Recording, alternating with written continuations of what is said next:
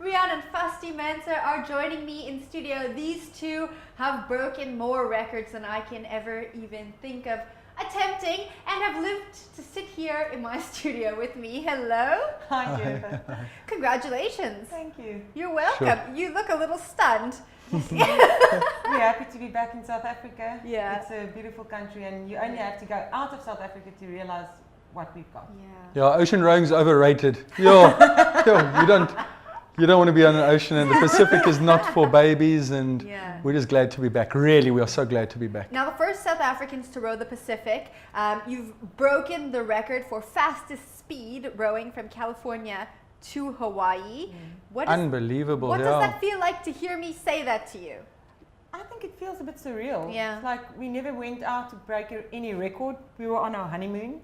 Like we thought, let's go row an ocean for our honeymoon. And we ended up breaking the fastest speed record for rowing across the Pacific. Halfway across, we had known that we were in line to break the one record, which was the quickest for a pair. Yeah. Two people obviously rowing across, and we thought, wow, this is incredible. Yeah. We thought, shucks, we're on honeymoon, we might break this record, and we were quite confident. 2 weeks to go, roughly. Then we just heard that, listen, you're on the world record pace. I laughed it off till probably 2 days to go. I laughed it off until I said, not a chance. Did you think they were lying to you? No, I laughed off the fact that we would still be in with the shout. Yeah. I mean, we broke the record by 5 hours, which is very little in ocean rowing terms, Okay. but quite a lot. But what's beautiful and humorous about it is that there was a 4-man team, athletes that trained and dieted and had scientists involved in mind games, and all of them were there to break the record. And they did. And they held the record only for 1 month. Wow. Now, at any point during this most recent trip, did you think, I hate to say it like this, but did you think you were going to die? Yes. For Yeah. sure. This it one was, the Pacific is much worse than the Atlantic. It's way more. It's like a washing machine that you get thrown into, and then you've got the added stress of the hurricanes and the tropical storms that comes up from the Gulf of Mexico. This trip, Pacific had the most tropical storms and hurricanes for the month of July that they ever had in history. And on the 15th of July, we started our trip. Sure.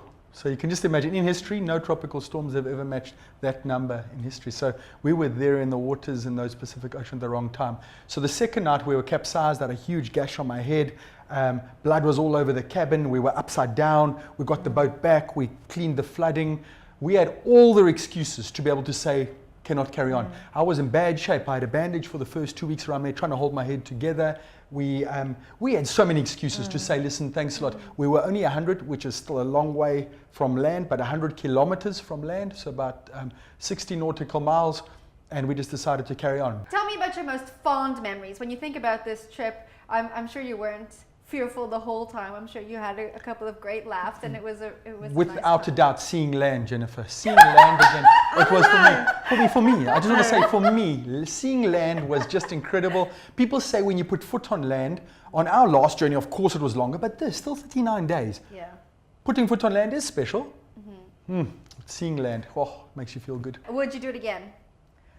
No. I won't row the Pacific again. I think that maybe It's a very difficult route. Rowing doesn't have what sailing has. Sometimes when I chat to sailors, I think sailors sort of see there's this form of synonymity, if that's the right word, with our rowing effort. It's very, very, very difficult. If hurricanes are coming, you're a sitting duck. If streams and winds and currents are going in one direction, you're going with it. You have to fight it the whole time. Where with the sailboat, you could ease yourself out of into a better position.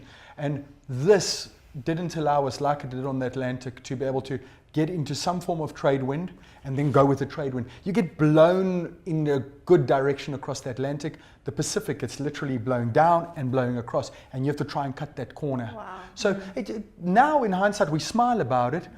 We love the Pacific is incredible. One thing that did shock us too was, I think it shocked us because we had heard stories, seen photos on the internet, but when we started seeing the chunks of plastic floating past us, every 5 seconds, we try to explain to people, Fasti says I maybe oversell it, but if I tell you the fact that every 5 seconds, a piece of plastic would float past us either side, we can only see about 10 meters in those rough seas.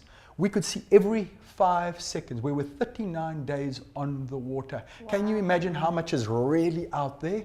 we could just see 10 meters either side of us, every 5 seconds, a big chunk of plastic. But you know why it shocked us? Maybe because when we were in the Pacific, because when we were in the Atlantic, it wasn't like that at all. What's your next big adventure? Well, we want to start a family.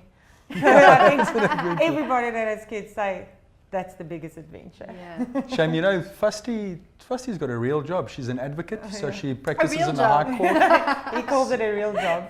So Fusty, she got back. I think we landed the Saturday or the Sunday, and Fusty was in court on the Tuesday morning already. Wow.